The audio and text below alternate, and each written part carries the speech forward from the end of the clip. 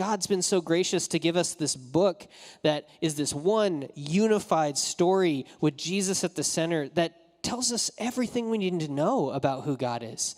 And it's, the more you spend time in it, the more beautiful it becomes. At 35 years old, I'm falling in love more and more every day with the Bible. The more I learn about it and get the big picture. And so, man, this is a great opportunity to kind of step into that. I would really encourage you to give it a try if you haven't. This is a really short book. Doesn't take a ton of time, but it can be really, really helpful.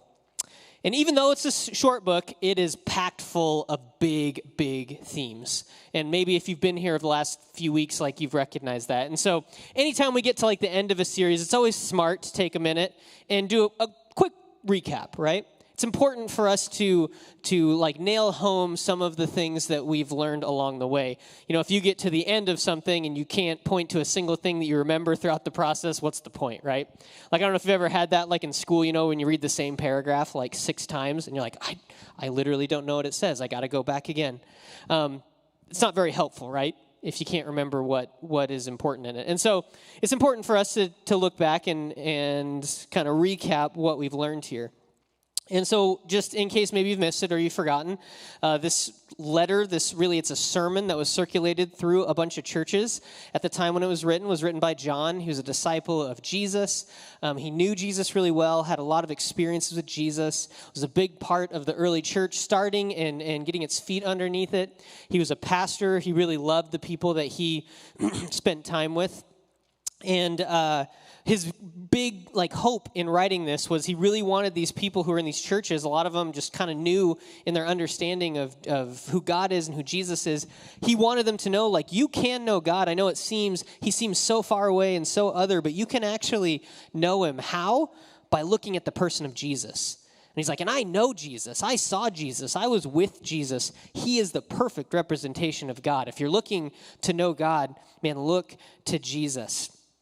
And if we know God, the more we learn about who God is, it's going to have big consequence, ramifications, effects on how we do our life. And so he was battling this heresy, this wrong teaching of Gnosticism. We talked about that all the way back at the first week, where people just kind of decided, well, if God's good, then everything physical, what I do with my physical body is all evil. So what's the point in even trying to connect the two? But John consistently draws us back to, actually, if you know God, you're going to be compelled to live differently. And in fact, you can't have one without the other. Otherwise, you're completely twisted up. And so he hits on some really huge themes in this. If you remember way back to the very first message, he used this metaphor of light and darkness and how God is light. And when we know God, we can see things clearly. We can navigate life. We have this guide. And when we're living in the darkness, we can't move forward. We can't find fulfillment. We can't find purpose. We're just stumbling around.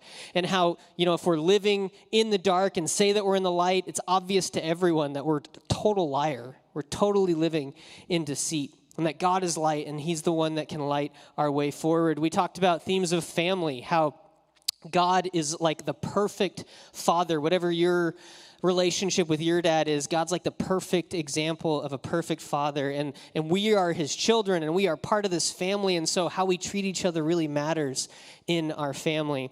And last week we talked about maybe the biggest theme throughout 1 John, which is love.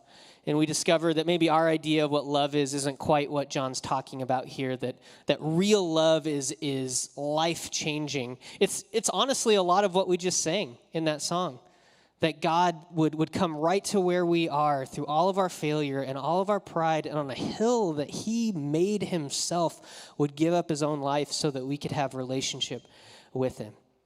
So there's huge themes about God's character and about who he is. And that's important for us to remember, because if we're trying honestly to figure out who God is, these are the things that we can look to. But like I said, John doesn't just leave it as an abstract theory.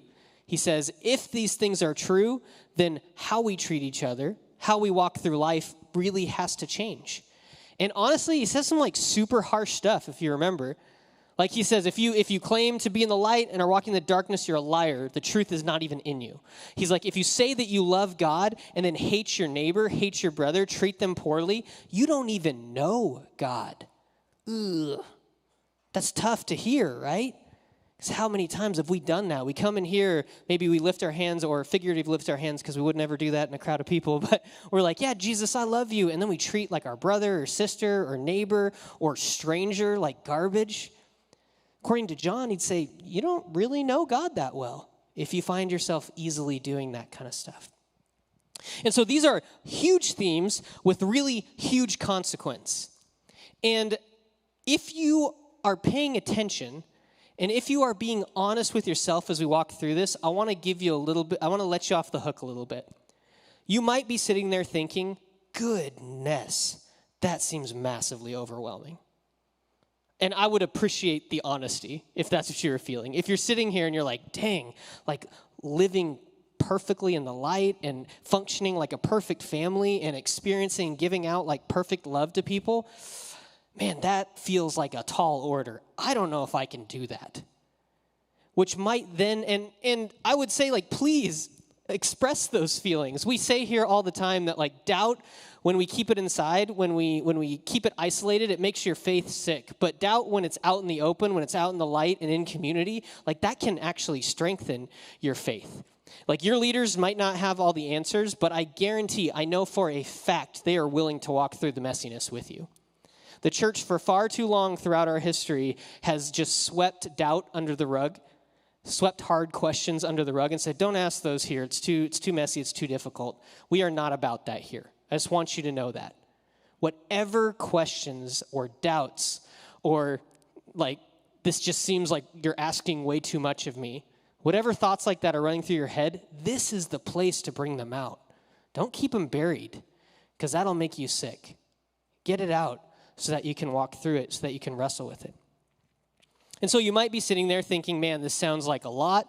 I don't even know if I'm capable of this, which might lead you to the next thought, which is, and is it even worth it? Which, again, I kind of would appreciate the honesty. If you're like, man, living like a totally transparent, consistent life, living as part of one big family, receiving and giving, this perfect kind of love that we talk about, it sounds like this is going to take a lot from me. And you know, the effects of how I treat other people and all that, sounds like it's going to take a lot from me. And I might ask myself the question, like, is that even worthwhile? I think it's actually a really great question to ask, because I don't think what the world needs is a whole bunch of Christians who come in here Sunday after Sunday or Wednesday after Wednesday, and they think those things, and they actually live out those things, that this might not be worth all the effort, but with their lips, with their mouths, they say, yeah, I'm all in on this. I don't really think the world needs a bunch more people like that. I would much rather have you guys be honest about where you're at, and I believe that God then will lead you to the answers that you so desire. The unfortunate reality is that in our context right now, we're not really forced to ask that question very often. Like, is it worth it? Because honestly, in our context, there's not a lot at stake to follow Jesus. That's not true of the people that John was writing to, and it's not true of how most of the Christian family functions in the world around us. But right now, if you decide, if you're in here, you're not a Christian, and by the end of the night, you're like, I'm going to give my life to Jesus, it probably won't cost you a ton. Listen to the whole thing, but it probably won't cost you a ton. Not comparatively, because when these people gave their life to Jesus, it cost them their businesses, it costs them their health, like their community. It costs them their lives sometimes. And in a whole lot of the world right now, it's the exact same situation. Like in the Middle East, if in like Iran, let's say, where the church is exploding, by the way. When someone decides, like, I'm going to leave the Muslim faith behind, I'm going to give my life over to Jesus, that means that they have literally given up like everything that was secure for them. They've given up family, they've given up an opportunity to provide for themselves. They're very likely could give up their lives. But for you and me, like, those thoughts don't ever run through our heads, right? Like where people maybe give up everything, more often when we're asking the question, is it worth it? We're asking, is my way worth it? Is getting my way worth giving up to follow Jesus? And that's the context we live in. not trying to say that to make you feel guilty or ashamed, but I think that we do still need to ask the question. A lot of us live our lives totally our own way. We need to ask the question, hey, is it worth giving up? And it's almost like John knew that we would struggle with this. It's like he understood that like what he was saying is like this totally life-changing thing that's going to mess with all of our plans and the way that we do life and the way that we treat people. He understood that it was going to mess all that up. So in this last chapter, he gives us a few reasons why it's worth all the hassle, why it's worth what it costs to know God and to live like him. And in these first few verses, we're going to focus in on verses 1 through 12 today, and they're going to be up on the screen. You can follow along if you want to follow on a phone or Bible. That's great too. But he lays out kind of 3 reasons that it's worthwhile. So I hope that while today we're going to hit on some things that might strike a nerve, I hope that what you walk out of here with are 3 reasons that it's totally worth it to trust Jesus. It's totally worth it to give up whatever we thought was important to know God like we've been talking about. So let's go ahead and jump into the first passage of Scripture, and we'll find like the first reason why it's worth all of this, worth the hassle. Chapter 5, verse 1 says this: everyone who believes that Jesus is the Christ has become a child of God. So we've referenced this before over the last few weeks, but what he's saying there is how you know God, how you have relationship with God, how you make God your Father is by believing that Jesus is who he says he is. That he is God in a human form that walked the earth, lived a perfect life, showed us how we're supposed to live, and then went to the cross and died a horrific death, and in doing so took the consequence that we deserve for the wrong things that we do, the sinful brokenness inside of us. He took the punishment for that, and then 3 days later defeated death and came back from the dead. Like, that's what he's saying here. He said, everyone who believes that Jesus is that has become a child of God. And everyone who loves the Father loves his children too. Again, he can't let it go by without saying, and don't forget, if you love God, then there's also consequence for how you treat each other. And in verse 2, he says this: we know we love God's children if we love God and obey his commandments. Loving God means keeping his commandments, and his commandments are not burdensome. So the first reason why it's worth it, why all this is worth it, is knowing God requires obedience, but it's not a burden. Having right relationship with God and living for God in this world requires obedience from us, but it's not a burden. And I guarantee that when I say the word obedience, most of your gut reaction is like, ugh. That's what mine is.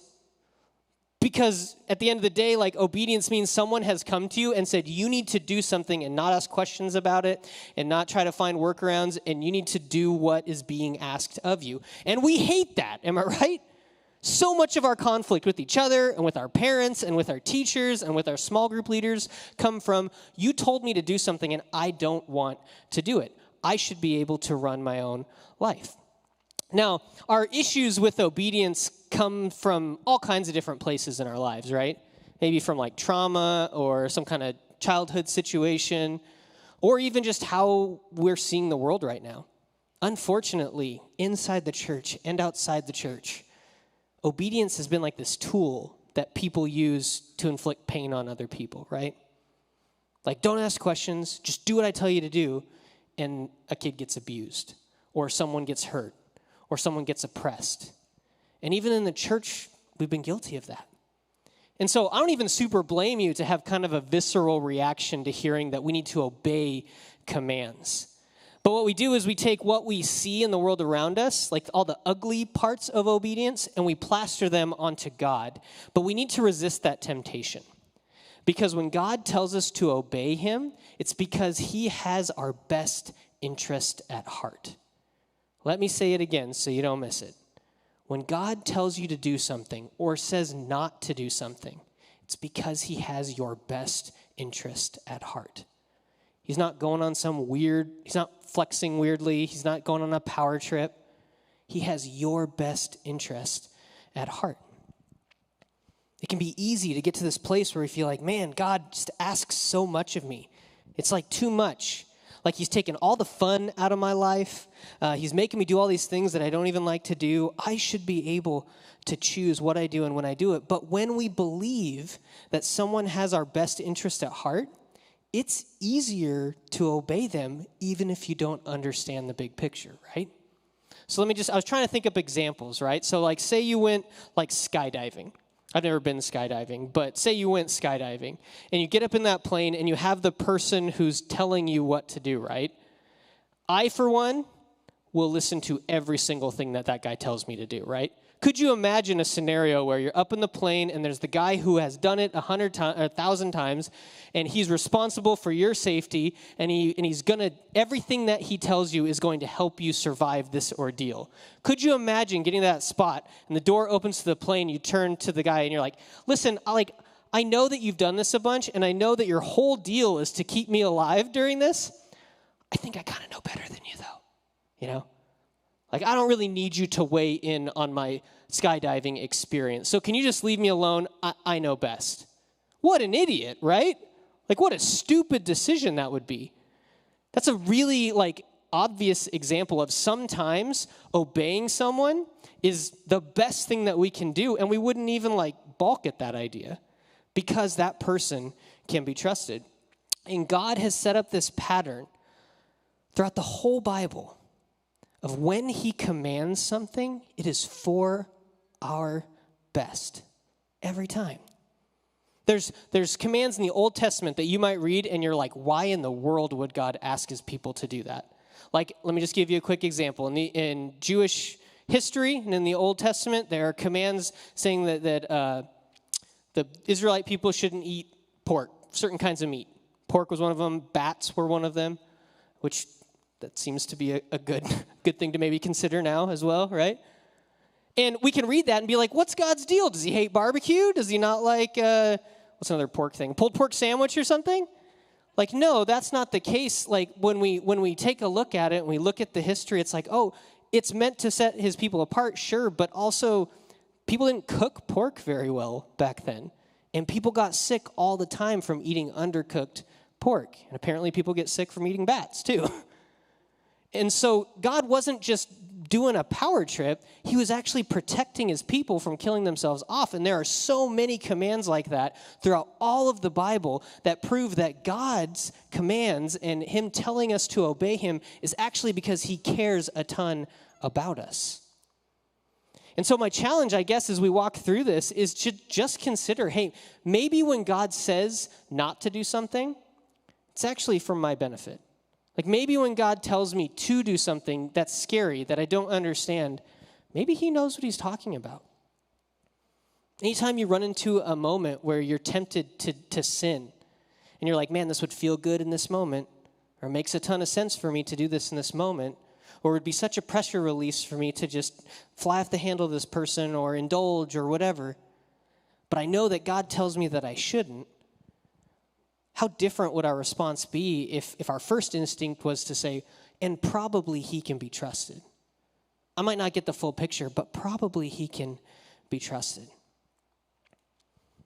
Knowing God requires obedience. There are things you have to do as a follower of Jesus, period. But it's not a burden. It actually leads you to freedom.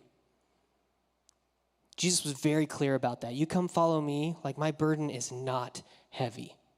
Might not be an easy life, but you are not going to be crippled under the weight of this.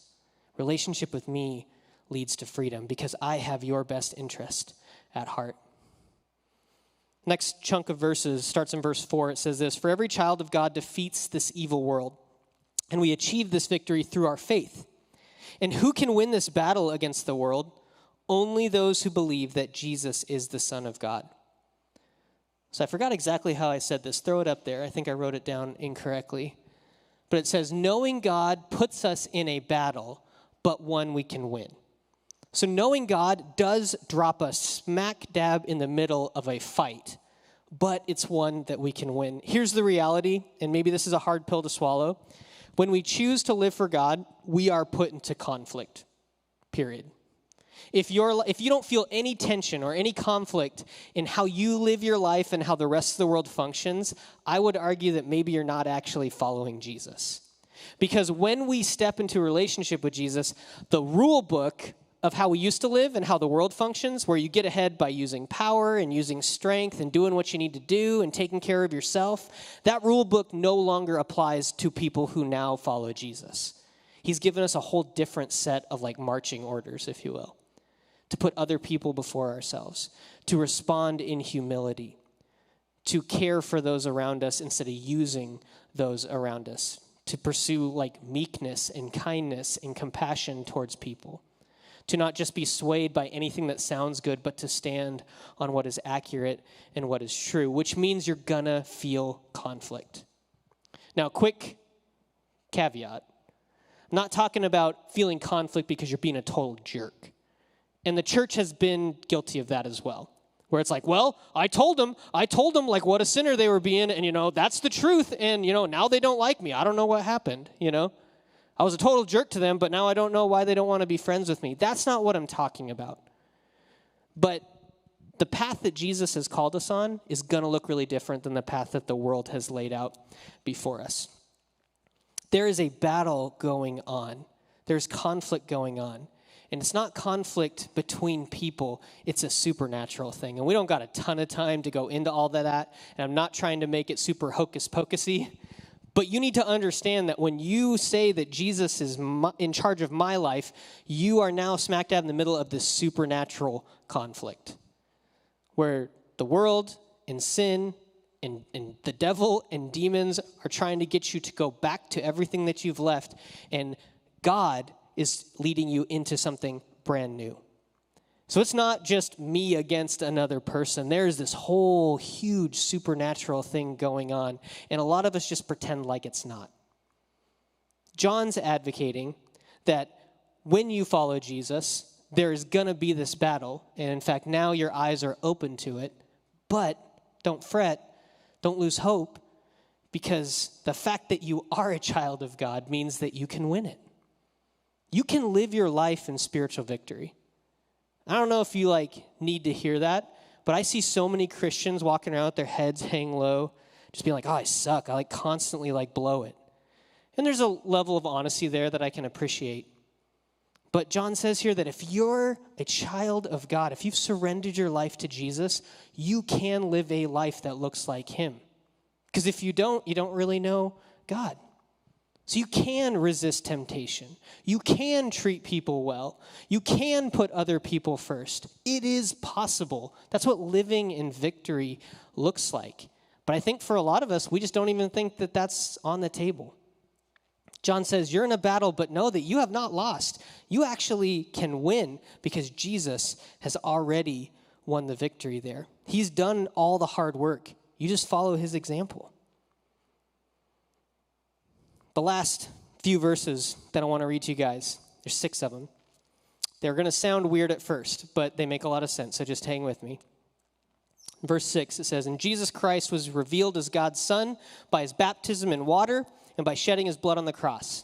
Not by water only, but by water and blood. And the Spirit, who is truth, confirms it with his testimony. So we have these 3 witnesses, the Spirit, the water, and the blood, and all 3 agree. Since we believe human testimony, surely we can believe the greater testimony that comes from God. And God has testified about his Son. All who believe in the Son of God know in their hearts that this testimony is true. Those who don't believe this are actually calling God a liar because they don't believe what God has testified about his Son. And this is what God has testified. This is what God is saying. He has given us eternal life, life that goes on forever and life that starts right now. And this life is only found in his Son, Jesus. So whoever has the Son has life. Whoever does not have God's Son does not have life. The third reason I think that John gives us why all this is worth it is that knowing God requires faith, but not a stupid faith. Knowing God requires faith, but not like an ignorant, stupid faith. So if we go back, you're like, what is this about water and blood and spirit? John's referencing experiences that he had with Jesus. He saw Jesus be baptized in the water. He was actually the only disciple who stuck around long enough to see Jesus' death on a cross. He was there on the day of Pentecost when the Holy Spirit came into these people's lives and enabled them to do incredible things. He saw all of these things, and he points back from a human testimony, a human story, like, check out all these things that happened. And man, if you believe me, then you should definitely believe God. And here's what God says: putting your faith in Jesus is worth it. Life is only found in Jesus. I hate so much, I've mentioned this before as we've walked through different things. I hate so much this idea that people kind of put on Christians, that if you're going to be a Christian, it requires you to turn off part of your brain. Like, you kind of have to be a weakling. Like, people who rely on religion, rely on church, rely on Jesus, like, it's just a crutch. They need that to go through life, and maybe that's fine for them, but if they were a little smarter, they'd see all the holes in this. And that's a general thought about the Christian family. That bums me out so much because I just don't think anything could be farther from the truth. There is so much in Scripture, there's so much in the world that gives us very good reasons to then put our faith in Jesus. There will always come a moment, don't get me wrong, where you have to make a choice to put your faith, to believe in something that you can't see, that you can't grasp, that you can't talk to face. I doubt anyone here has been standing out there after a Wednesday and the clouds parted, God popped his face down. He's like, hey, just by the way, I'm here. I'm real, just in case you were wondering. I don't think that's happened to any of us. But there are a ton of really good reasons to take that step of faith. There's all kinds of stuff in the Bible about that. There's all kinds of stuff in history that proves that Jesus was a real person who walked this earth. There's quite a few eyewitnesses from people who don't even follow Jesus, that they saw him after he had died back from the dead. There's all kinds of empirical, historical evidence that this might be worth putting our faith in. Not to mention all the things we've actually experienced. Let me give you an example real quick. When I think about faith, my mind instantly jumps to driving, like car travel, automobile travel. Because if you sit and think long enough about everything that could go wrong when you get in your car and drive somewhere, it's kind of terrifying, right? I think I've mentioned this before. Like, you are getting in this box, this metal box or plastic box that drives at high speeds, propelled by these little mini explosions inside of an engine with that's fueled by this like flammable liquid that is running on these two pieces of rubber, and you're doing that with hundreds of other cars on the road, with hundreds of other people who, let's be real, some of them have got to be idiots, right? Driving down this road, how many possible things could go wrong there, right? Every time you get in a car and get behind the wheel and drive, it takes an element of faith that I'm going to make it home. But I never worry about that. I'm never like crippled by the fear of that. And you know why? My experience has led me to believe that I'll get home just fine. I know in my head a lot could go wrong. I can't know for certain that something won't go wrong, but because of what I've experienced, I'm willing to take that risk. It's the exact same thing with God. Some of you have had some powerful experiences with Jesus. Maybe at a camp, maybe on a Wednesday night, maybe by yourself, maybe on a missions trip, wherever. Some of you had some powerful encounters with Jesus. Some of you have seen God working in your life, the consistency that he has brought into your life. Those things give us the strength to put our faith even when we don't know what the future is going to hold. So not only are there very reasonable reasons to put our faith in Jesus, what we have experienced also gives us strength to put our faith into Jesus. So when we think about this huge call to love people and to live in the light and to be part of God's family, I think what John wants to draw our mind to is that, yes, it takes obedience, but man, it is not a massive burden. Like, yes, it puts you right in the middle of a conflict, but it's one that you can win. And yes, it requires faith. It requires you to step out into something you don't know, but it's not a stupid faith. It's not a blind faith. It's one that God gives us lots of reasons to be willing to step into. And then he wraps it up with this. He basically ends by saying, if you believe any of this, let it sink in deep. Let it change how you see things. Let it keep you from making a habit out of sinning. Make a habit out of treating people well, having confidence in your relationship with God because he is good. He's where our rescue is. He's what we need, and he's what you have been looking for. He can't be replaced by intelligence or acceptance or substances or good grades or money, expensive shoes, clothes, clout, whatever it is that you're looking for. Like, he is better. He's it. And he ends by saying this. John says, yeah, if you are asking the question, is all this worth it? He's like, yes, it's worth it. Now go, and in verse 21 it says this, keep away from anything that might take God's place in your hearts. In other words, a phrase that we use all the time here, go and put Jesus over everything because he is absolutely worth it. If we are willing to do this, your life will get turned upside down. I want you to know that. Because business as usual is no longer an option. If we really love people, if we really choose to live in the light, if we really start to see our family for what it is, you can't keep going the way you're going. So what I would encourage you to do tonight is ask that really hard question. Is this worth it to me? And if it is, man, step into it. Put Jesus over everything. And I guarantee you, I feel confident enough saying that, I guarantee you that you will see God do incredible work in your life. This world that we are living in needs people who have asked the question, is it worth it?